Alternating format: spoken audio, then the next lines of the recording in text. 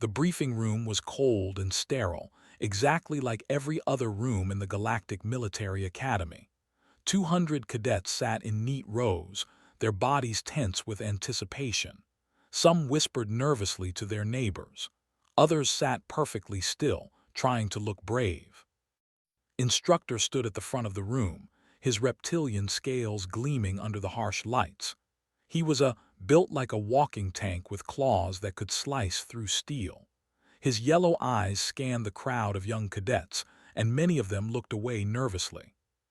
"Silence," said, his voice a deep rumble that filled the room immediately. Everyone stopped talking. The room became so quiet that could hear the cadet next to him breathing too fast. Glanced at his friend Lee, who sat 2 seats away. She gave him a worried look. He shrugged and turned his attention back to.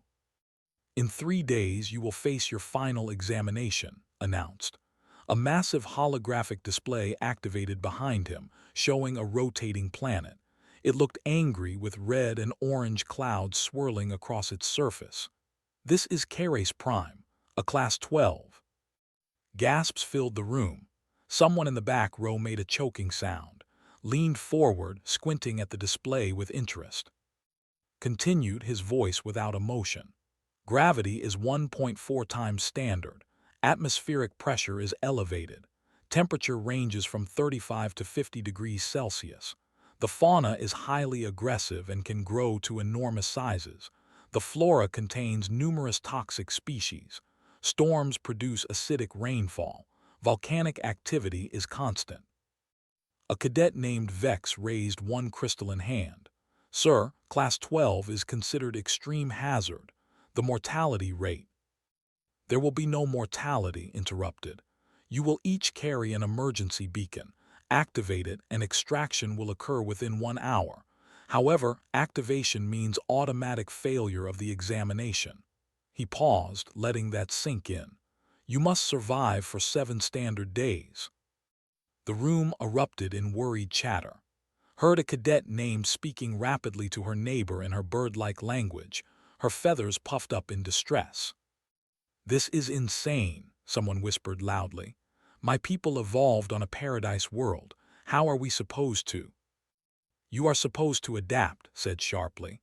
"That is what soldiers do. You will receive minimal supplies, 1 water container, 1 thermal blanket, 1 standard ration pack, 1 emergency beacon, no weapons, no communication devices except for emergencies. You will be dropped in randomized locations across the planet's surface." Raised his hand. "Sir, question." Eyes fixed on him. "Cadet, can we bring personal items, like a camera or a journal?" The instructor's expression didn't change, but several cadets turned to stare at like he had grown a second head. "Non-essential items under 1 kilogram are permitted," replied, "though I question your priorities, cadet." "Noted, sir. Thank you, sir," said pleasantly. After the briefing ended, cadets filed out of the room in worried clusters. Some were already pulling up information about Caris Prime on their data pads. Others looked pale and shaky. Caught up within the corridor. "A camera? Seriously? We're being dropped on a planet that wants to kill us, and you're thinking about photography." "I'm thinking about documentation," corrected, grinning. "Besides, it doesn't sound that bad." Stopped walking and stared at him. "Didn't you hear anything said? Acidic rain, giant predators, toxic plants, 1.4 gravity." "Sounds like camping in the Australian outback," said with a shrug. "My uncle took me there when I was 12. That was a Class 11 zone on Earth. I survived fine." "Earth is different, you know that. What's normal for humans is—" She trailed off, searching for the right word. "Extreme," offered. "Insane. Impossible." He had heard all these words before when describing his home planet. Other species found it difficult to believe that humans evolved on a world with such violent weather, dangerous wildlife, and extreme environments. "I was going to say terrifying," said quietly. "I grew up in Seoul. I've been to cities my whole life. The wilderness training here has been hard enough, and that's on controlled academy grounds. This is a real." expression softened. Hey, you'll be fine. You're one of the engineers in our year. Use that brain, build shelter, stay calm, follow basic survival protocols. Easy for you to say, you actually enjoy this stuff. Sighed, then managed a small smile. Promise me you'll take it seriously. Don't do anything stupid. I promise to survive with style, said, which earned him a punch in the shoulder. Over the next 3 days, the academy became a pressure cooker of stress. Cadets studied survival manuals until their eyes hurt. They practiced fire starting, shelter building, and water purification. The medical bay was full of cadets asking for anti-anxiety medication. Spent his time differently. He researched Caris Prime thoroughly, but not from a survival perspective. He looked at geological features, wildlife patterns, and weather cycles. He downloaded maps of interesting locations. He charged his small camera drone and made sure it was working perfectly. Vex approached him in the library on the final day before deployment. This crystalline body refracted light in nervous patterns. Cadet, I have analyzed the data on Caris Prime. The survival probability for non-adapted species is below 40%, even with emergency extraction protocols. Are you not concerned? Looked up from his data pad, which showed a beautiful image of Caris Prime's bioluminescent forests. I think we'll be okay. Humans are pretty adaptable. Your species is classified as originating from a Class 9, Vex said, his tone analytical. However, Class 12 exceeds that rating by a significant margin, statistically. Statistics don't account for attitude, interrupted gently. Look, Vex, you're going to do great. You're methodical and smart. Just stick to your strengths. Vex's internal lights flickered in what might have been appreciation or confusion. I will attempt to apply logic to survival. Thank you, Cadet. The night before deployment, packed his gear carefully. Standard supplies went into his pack first. Then he added his camera drone, a small solar charger, and a waterproof notebook. He looked at his collection of equipment and felt a familiar excitement building in his chest. This was going to be interesting. In another dormitory, was stress-backing her bag for the 3rd time, running through mental checklists and breathing exercises. Across the academy, sat awake, her wings wrapped tight around herself, praying to her people's sky gods for protection. In the crystalline quarters, Vex calculated probability matrices and tried not to think about how fragile his body structure was. And in his room, checked his camera drone one more time, scrolled through the scenic locations he had marked on his map of Caris Prime, and smiled.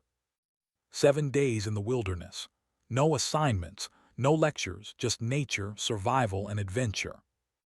It sounded perfect. The transport ship shuddered as it entered Caris Prime's atmosphere. 200 cadets sat strapped into their deployment seats, faces ranging from determined to terrified. The ship's hull groaned under the pressure of the thick atmosphere. 30 seconds to first drop zone, the automated voice announced. Vex sat near the front, his crystalline form already showing tiny stress fractures from the increased gravity. He had reviewed his survival plan 17 times during the flight. Every scenario was calculated, every contingency planned, yet his core still vibrated with what humans called fear. First drop, Cadet Vex, Zone 7, Northern Volcanic Shelf. The floor beneath Vex opened. For a moment, he saw clouds below, orange and angry. Then he was falling, his lightweight body caught immediately by the deployment chute. The parachute deployed automatically, and he drifted down toward a landscape of black rock and steam vents. The gravity hit him before he landed. His crystalline structure groaned under the pressure. When his feet touched the ground, he felt spreading through his legs. This was going to be harder than the statistics predicted. Second drop, Cadet Zone 12, Eastern Jungle Region. Descent was worse. The thick atmosphere made her avian lungs work twice as hard just to process enough oxygen. By the time she landed in the dense canopy, she was already gasping.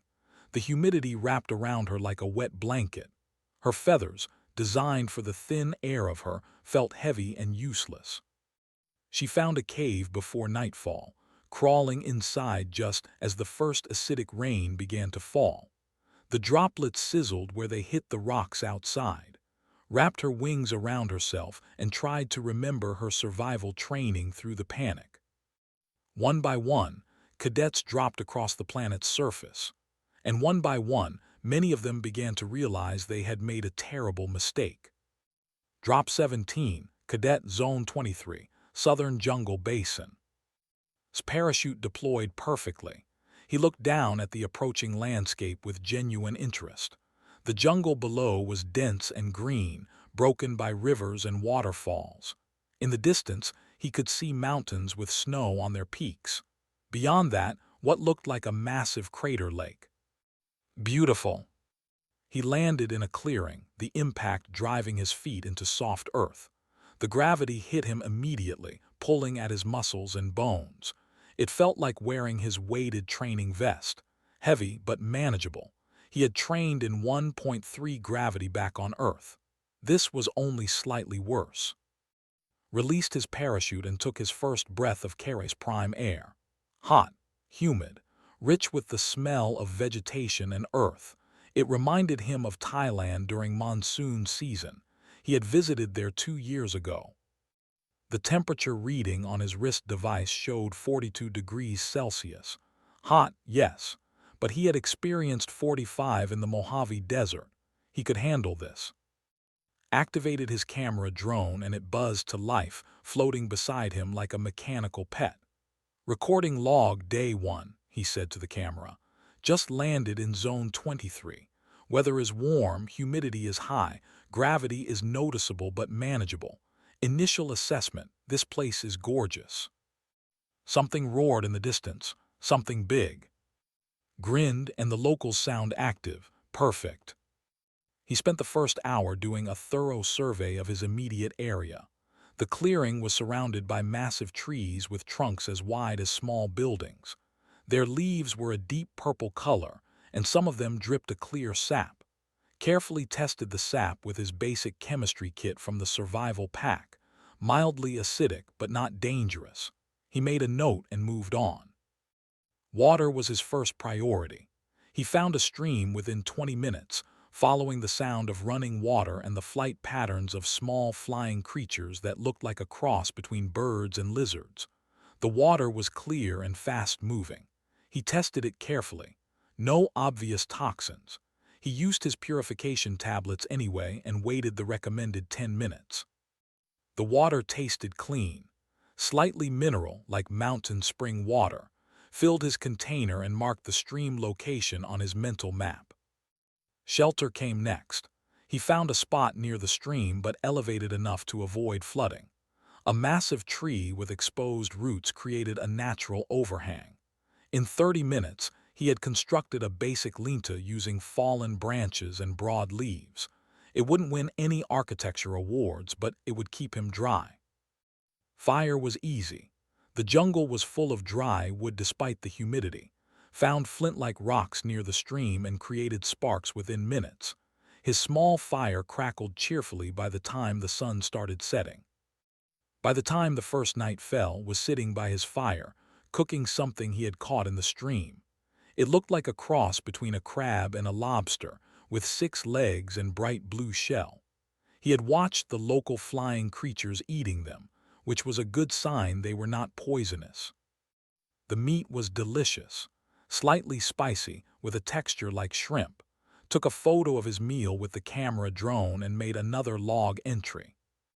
Day 1 dinner, local crustacean tastes like spicy crab, would order again. 9 out of 10 stars, lost 1 star because it tried to pinch me. While was enjoying his dinner, emergency beacons were activating across the planet. In Zone 7, Vex's crystalline body had developed critical fractures. The gravity was literally crushing him. He activated his beacon with deep shame. He had lasted 6 hours.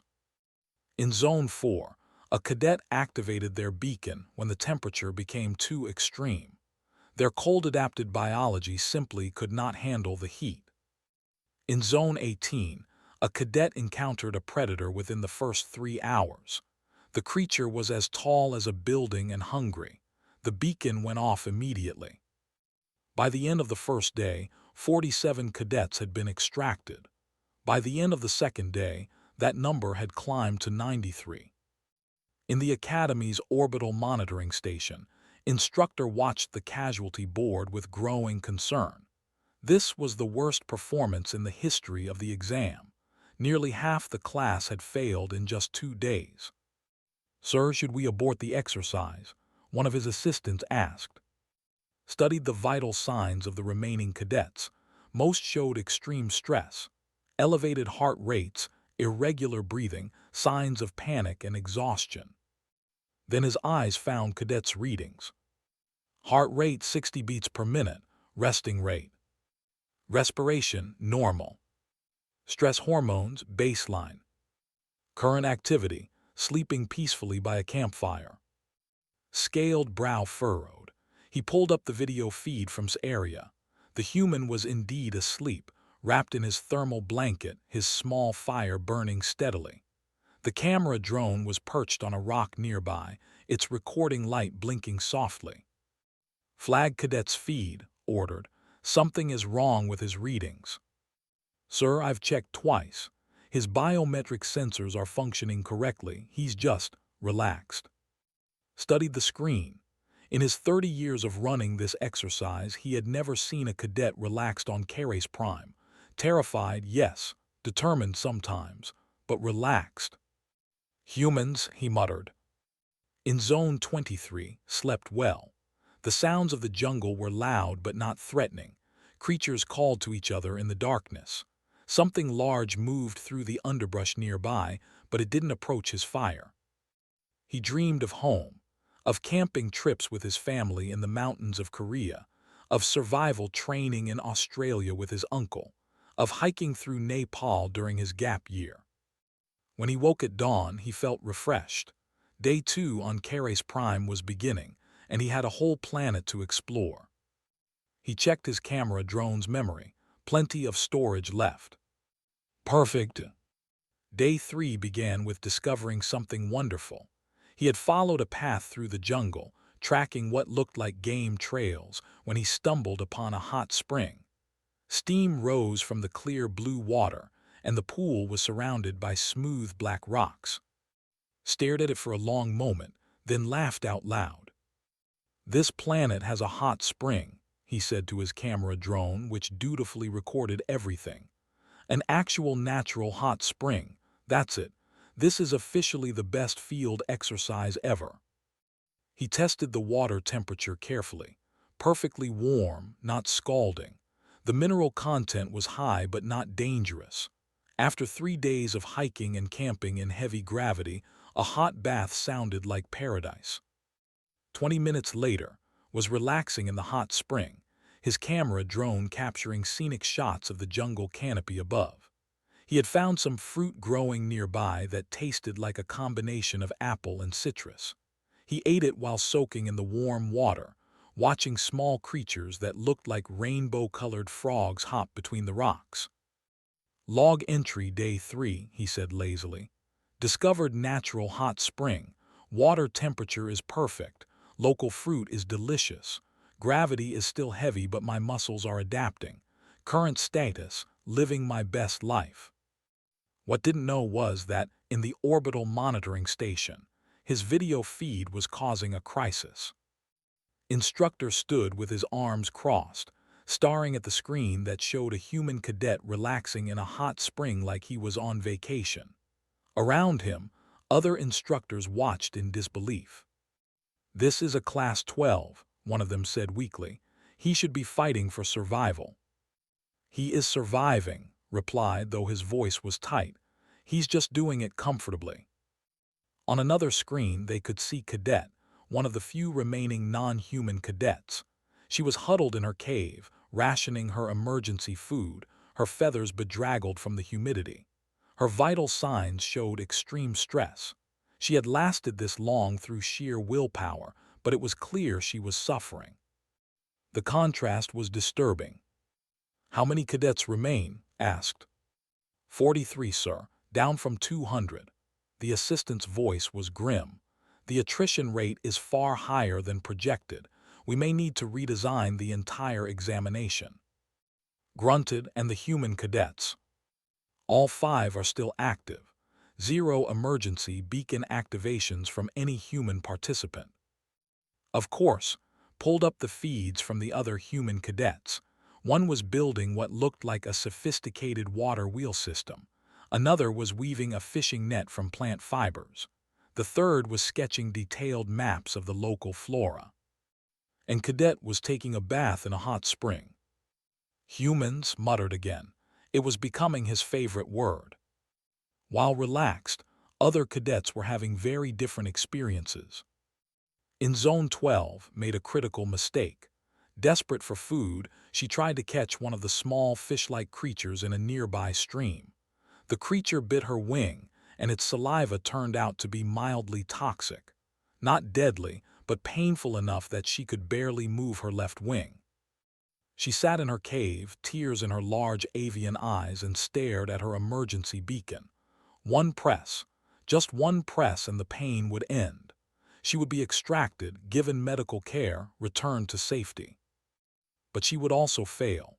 3 years of academy training gone, her family's expectations shattered, her dream of joining the Galactic Fleet over. Wrapped her good wing around herself and decided to endure. One more day. She could make it one more day. In Zone 7, where Vex had been extracted days ago, a new problem was emerging. The rescue teams were struggling with the planet's conditions. 2 extraction shuttles had been damaged by the acidic rain. 3 rescue personnel were being treated for heat exhaustion. Caris Prime was not just testing the cadets, it was testing everyone. Meanwhile, had made a friend. He first noticed the creature on his 4th day. It was about the size of a large dog, with 6 legs and scales that shifted color like a chameleon. It had been watching him from the underbrush for hours, its intelligent eyes tracking his movements. Sat very still by his campfire, cooking his dinner. He tossed a piece of cooked meat toward the creature. It approached cautiously, sniffed the meat, then ate it quickly. Its scales turned a pleased shade of green. "You're hungry, huh?" said softly. "Me too. This planet has great food once you figure out what's safe to eat." He tossed another piece. The creature came closer. By the end of the meal, the creature was sitting 3 feet away from, its scales a calm blue color. Decided to call it Buddy. "You're not so scary," he told Buddy. "The briefing made you sound like a monster, but you're just a big lizard dog thing. Probably an apex predator in this ecosystem, but you seem chill." Buddy made a sound like a purr mixed with a chirp. Took a photo. "Definitely sending this to, she's going to freak out." On day 5, decided to do some exploring. Buddy followed him, apparently having decided that this strange 2-legged creature was acceptable company. Together, they hiked toward the mountains had spotted on his first day. The journey was challenging. The gravity made every step harder than usual and the terrain was rough, but had trained for worse. He paced himself, took regular breaks, and stayed hydrated. Halfway up the mountain, he found something incredible. A massive waterfall cascaded down a cliff face, creating rainbows in the mist. The water fell into a crystal-clear pool below, surrounded by bioluminescent plants that glowed even in daylight. Stood at the edge and just stared. His camera drone captured the scene from multiple angles. "This is unbelievable," he whispered. "This planet is incredible." He spent an hour at the waterfall, taking photos, making notes, and enjoying the view.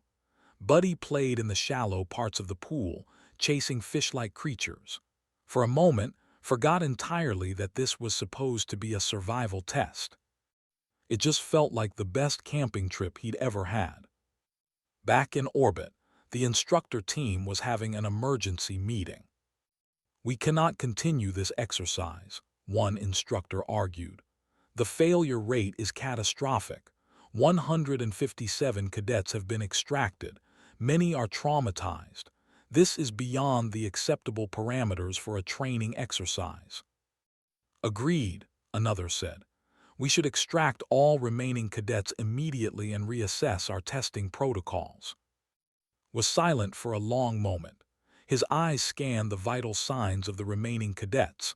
Most were in poor condition, dehydrated, exhausted, injured, or all three. Then there were the humans. All five showed healthy vital signs: good hydration, stable body temperature, regular sleep patterns. One had even gained weight, apparently having discovered an abundant food source. Extract all non-human cadets, ordered finally. Offer them the option to retake the examination at a later date with modified parameters. And the humans, sir? Looked at the screen showing sitting by a waterfall, petting a creature that was classified as a dangerous predator. Leave them, they're clearly fine. By the evening of day 5, heard the rescue shuttle approaching. She wanted to cry with relief but was too dehydrated. When the rescue team found her in her cave, she was barely conscious. You did well, the medic told her kindly. 5 days on Caris Prime is an achievement. You should be proud. But felt only failure as they carried her to the shuttle. As her shuttle lifted off, she saw another cadet in the distance. A human figure standing on a mountain ridge, silhouetted against the sunset. The human was taking photographs of the landscape, completely at ease. Closed her eyes and tried not to feel bitter. That night made camp on the mountain. Buddy curled up next to the fire, his scales turning warm orange in the firelight. The stars above were brilliant, unfamiliar constellations that had never seen from Earth. He pulled out his waterproof notebook and wrote. Day 5, climbed to the northern mountains, found an amazing waterfall, made a new friend. 2 more days left. Honestly kind of sad this trip is almost over. Need to figure out if the Academy does return expeditions. He looked over at Buddy, who was snoring softly.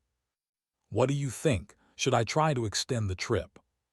Buddy's scales flickered in his sleep, shifting through rainbow colors. Smiled and settled into his sleeping bag. The gravity still pulled at him, but his muscles had adapted. The heat was manageable. The planet was dangerous, yes, but beautiful too.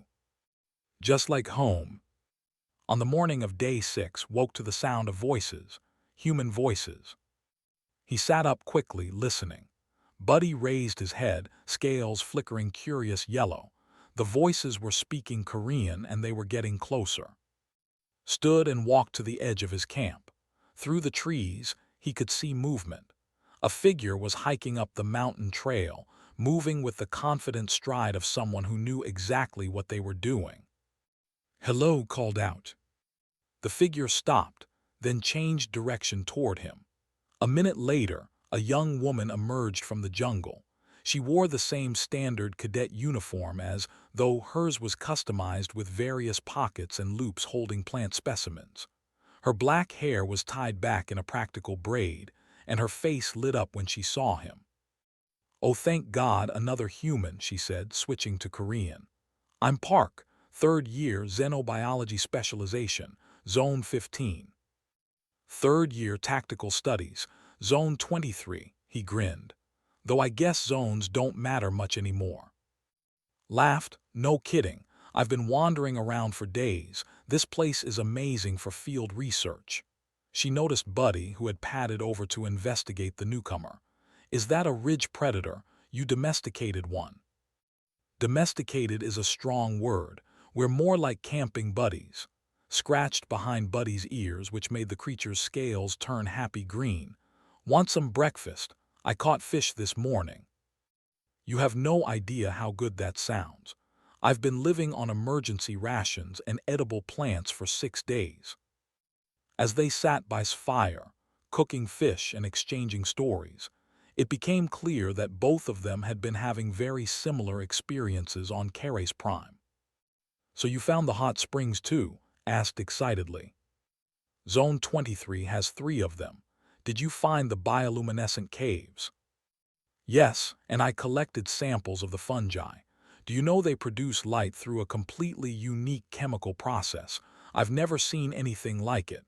Pulled out a notebook filled with detailed sketches and notes. I've been documenting everything. This planet is a dream. Showed her his camera drone's memory, filled with hundreds of photos and videos. I've been thinking of this as a photography trip. The landscapes here are incredible. They compared their survival strategies. Had built an elaborate in Zone 15, complete with a water collection system and a small garden of edible plants. Had focused on mobility, moving from location to see as much of the planet as possible. "How are you handling the gravity?" asked. "It was tough the first day, but I've adapted. What about the heat?" "I grew up in summer there hits 40 degrees regularly. This is basically the same." They looked at each other and started laughing. "The other cadets must think we're insane," said. "Probably. Did you see Vex before the exercise? He was calculating survival probabilities. I think he gave himself a 30% chance. I heard most of the non-human cadets have been extracted already." Nodded. I picked up radio chatter on my emergency beacon. Apparently the failure rate is over 80%. The Academy is calling this a disaster. Meanwhile, we're having the best field trip ever. Should we feel bad about that? Considered, maybe, but also it's not our fault we evolved on a planet that makes this look easy. Pulled out her map, which was far more detailed than mental notes. "I've been wanting to check out the northern geysers. The geological surveys mentioned them, and I think they might have unique thermophilic organisms. Want to come with?" "We still have 2 days before extraction. Let's make it a road trip." Buddy chirped enthusiastically, apparently understanding that they were going on an adventure. The hike to the northern geysers took most of the day. The terrain was challenging, with steep inclines and loose volcanic rock, but both humans handled it well. They talked as they walked, sharing stories about their training, their families, their reasons for joining the Galactic Military Academy. "My parents were not happy when I chose military service," admitted. "They wanted me to stay on Earth, become a doctor or engineer, but I wanted to see the galaxy." "Same here. My family runs a traditional restaurant in Seoul, 5 generations. They expected me to be the sixth, hopped over a fallen log. But I wanted adventure, aliens, strange new worlds." "Careful what you wish for, right? They quarantine us on a best vacation I've had in years." They reached the geysers by late afternoon. The landscape was surreal, with dozens of steam vents and boiling pools scattered across a flat volcanic plain. Every few minutes, one of the larger geysers would erupt, sending a column of water 50 meters into the air. Immediately set up her sample collection equipment, carefully testing the water chemistry of different pools. Flew his camera drone around, capturing the eruptions from various angles. Buddy found a warm rock and napped. As the sun began to set, the geysers became even more spectacular. The steam caught the light, creating pillars of gold and orange against the darkening sky. The ground rumbled rhythmically with geothermal activity. "This is unreal," said, his camera recording everything. Looked up from her samples. "You know what the best part is? We're probably the first intelligent beings to ever see this. Caris Prime is classified as too dangerous for tourism or colonization. These geysers might not have names yet. We should name them then." "Really?" "Why not? Explorer's privilege." Pointed at the largest geyser, which was erupting in a spectacular display. "I named that one Big Boy." Laughed so hard she nearly dropped her sample container. "That's terrible. The scientific community will reject it." "Then you name it something better." They spent the evening naming geysers, each name more ridiculous than the last. Splashy, the angry kettle, Steve. Somewhere in orbit, Instructor was monitoring their video feeds with growing confusion. The two human cadets had met up and were now on what appeared to be a geological sightseeing tour. They were laughing, making jokes, nomming natural features after common Earth names. "Sir, should we inform them that most of their classmates have been extracted?" an assistant asked. Considered, "No, they still have 2 days. Let them complete the exercise." "But sir, they're not even taking it seriously." "They're surviving, aren't they? Their vitals are stable, they're hydrated and well-fed. They're documenting the planet's features and demonstrating adaptability." Paused. "They're just doing it cheerfully, which is disturbing for reasons I don't fully understand." That night and made camp near the geysers. The steam kept the area warm and the rhythmic eruptions were strangely soothing. They shared food and stories, Buddy sleeping between them. "Do you think we'll get in trouble?" asked, "for enjoying this too much?" "Probably not. We're following all the rules. We haven't activated our emergency beacons. We're surviving." Poked the fire with a stick. "I think the problem is that the rules were designed for species that find this planet deadly. And for us it's just camping." "Extreme camping," corrected. "The gravity is annoying." Stretched her legs. "True, I'm definitely going to sleep well for a week once we're back." A geyser erupted nearby, and they both turned to watch. The water shot into the air, glowing in the firelight, before falling back to earth in a rainbow of spray. "You know," said softly, "when I applied to the academy I imagined all sorts of adventures. Alien worlds, dangerous missions, strange phenomena." She smiled. "This is exactly what I hoped for." "Same," agreed, "though I thought there would be more danger and less hot springs." "Give it time. We still have 2 days. Maybe something will try to eat us." As if on cue, Buddy raised his head and growled at something in the darkness. Both humans tensed, but the creature, whatever it was, moved away. Buddy settled back down, satisfied. "Or maybe not," said. "I think you've been establishing dominance over the local predators. It's all about confidence. Show no fear, make loud noises, and sometimes throw rocks." "Is that from your survival training?" "That's from growing up with 3 older brothers." They both laughed, and the sound echoed across the volcanic plain, mixing with the rumble of geysers and the calls of alien creatures in the night. Above them, in the cold silence of orbit, Instructor watched and wondered if perhaps the Academy's classification of Earth needed to be revised. Again. Extraction Day arrived with perfect weather. The acidic rain had stopped 3 days ago, and the sky was a brilliant orange color that had grown to love. He packed his gear carefully, making sure his camera drone's memory was safely stored. Was doing the same nearby, organizing her plant samples and research notes. They had spent the last 2 days exploring the western canyons, discovering rock formations that looked like natural sculptures and a cave system filled with crystal formations. "I don't want to leave," admitted. "Is that weird? This is a Class 12 and I'm sad the trip is ending." "I get it. I've been thinking about requesting a return expedition, maybe during summer break." Secured his backpack. "Do you think they allow that?" "After this disaster of an exercise, probably not." The extraction shuttle appeared on the horizon, growing larger as it approached. Buddy, who had been following them for the past 4 days, made a sad chirping sound.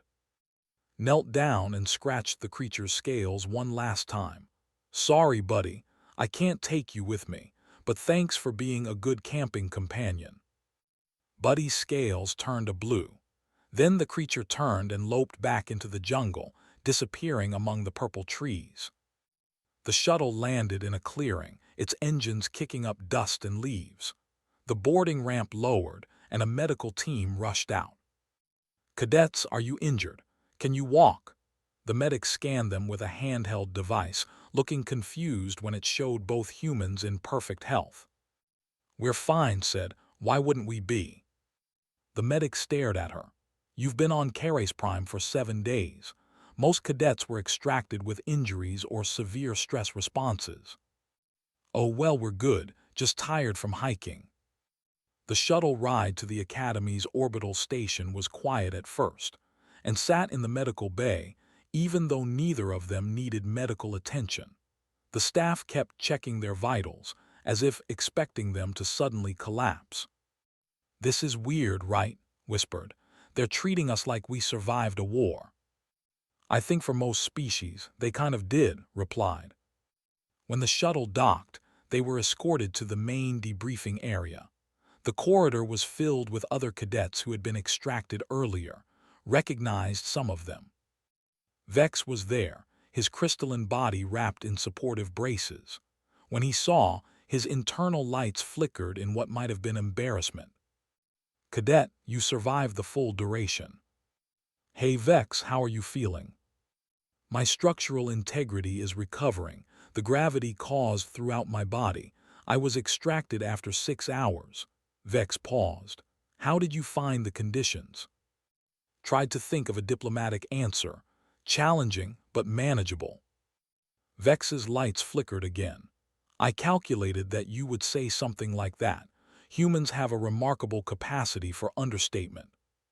Further down the corridor was perched on a medical bench, her wings still looking disheveled. She watched and walked past with large, tired eyes. They looked healthy, alert. Their uniforms were dirty but not torn. They were talking and laughing about something. It made feel a complex mixture of awe and frustration. The debriefing room was packed. All 200 cadets were present, along with the instructor staff. Instructor stood at the front, his expression unreadable. "Cadets," he began, "this examination has been the most challenging in Academy history. 157 of you were extracted early. Many sustained injuries. All of you faced conditions that pushed you beyond your normal capabilities." He paused, his yellow eyes scanning the room. "However, 7 of you completed the full 7 days. I want you to stand." Slowly, 7 cadets stood up. 5 of them were human. The other 2 were a heavy and adaptive form. These cadets demonstrated exceptional resilience, adaptability, and survival skills under extreme conditions. They should be recognized for their achievement. Polite applause filled the room, though it was muted by exhaustion and trauma. Continued. "That said, this exercise has revealed critical flaws in our training protocols. A survival test that results in a 78% failure rate is not an effective evaluation tool. The examination will be redesigned before next year's class." More murmurs from the crowd, exchanged glances with. They hadn't realized the failure rate was that high. Dismissed. Medical evaluations will continue throughout the week. Those who were extracted early will have the option to retake a modified version of the examination next semester. As the cadets filed out, called out, Cadet Park, remain behind," and approached the instructor's desk, studied them both with his intense reptilian gaze. "I have reviewed your video logs and biometric data from the entire week," he said. "I need to understand something. Were you aware of how dangerous Caris Prime is classified?" "Yes, sir," they answered in unison. "And you understood that it is a Class 12? "Yes, sir." Was silent for a moment. "Then, can you explain why your video logs include footage of you relaxing in hot springs, nomming geological features, and collecting plant samples for personal research?" Spoke carefully. "Sir, we followed all survival protocols. We maintained shelter, secured food and water, avoided unnecessary risks, and completed the 7-day duration." "That is not what I asked." Decided honesty was the best approach. "Sir, permission to speak freely." "Granted." The conditions on Caris Prime are similar to various environments on Earth. The gravity was heavy but not impossible. The temperature was hot but manageable. The wildlife was dangerous but predictable. The acidic rain was less acidic than some Earth precipitation. Paused. "It was challenging, sir, but it was also familiar. So we approached it the way humans approach most wilderness, with respect, preparation, and appreciation for natural beauty." Claus tapped slowly on his desk. "You found a Class 12 familiar." "Parts of it, yes, sir." "And you enjoyed the experience?" Nodded. "Very much, sir. It was an excellent field study opportunity." Looked at them both for a long moment. Then he reached into his desk and pulled out 2 data pads. "I am giving you both commendations for your performance. You demonstrated textbook survival skills and maintained positive mental health throughout an extreme stress scenario." He slid the data pads across the desk. "I am also flagging your files for advanced wilderness training. The Galactic Fleet needs personnel who can operate in hostile environments." "Thank you, sir," they said. "Dismissed and cadet." "Turn back, yes, sir." "Delete the video of you cliff diving. That was reckless and not appropriate to include in an official exercise log." Grinned sheepishly. "Yes, sir, will do, sir." 3 days later was in his dorm room organizing his photos from Caris Prime. He had sorted them into folders: landscapes, wildlife, geological features, and Buddy's greatest moments. His roommate, a cadet named, watched over his shoulder. "I still cannot believe you had a pleasant time on that nightmare planet," said, shaking his head. "I was extracted after 18 hours. The gravity alone was crushing me." "Different biology," said simply. "What's crushing for you is just heavy for me. My people evolved on a low-gravity moon. Yours evolved on a—" paused, checking his data pad. "A Class 9 with extreme weather, tectonic instability, aggressive megafauna, and a history of multiple mass extinction events." "Yeah, Earth's pretty intense." "And you describe it casually, as if you're discussing the weather." Laughed. "Well, Earth weather is pretty extreme too." He finished organizing his photos and created a final presentation file. The title card read, "Caris Prime, a hidden gem 5 stars would visit again." The presentation included his best photographs, scenic videos, detailed notes about edible plants and safe water sources, and a special section dedicated to Buddy. He even included a review-style summary. Pros: beautiful landscapes, abundant food sources, excellent geothermal features, diverse wildlife, great for photography. Cons: heavy gravity, high temperatures, occasional acidic rain, limited shopping options. Overall rating, 9/10. Would recommend for experienced campers. Bring extra water tablets. He sent the presentation to, who responded immediately with a laughing emoji and her own version, which included scientific species classifications and geological survey data. Then called him. "I heard you completed the full week. Are you okay?" "I'm great, how are you? I heard you got extracted early." "Day 3, the heat was too much and I got dehydrated." Sounded embarrassed. "Meanwhile, you were apparently having a spa vacation." "Who told you that?" "Everyone. The whole academy is talking about the humans who turned into a camping trip." She paused.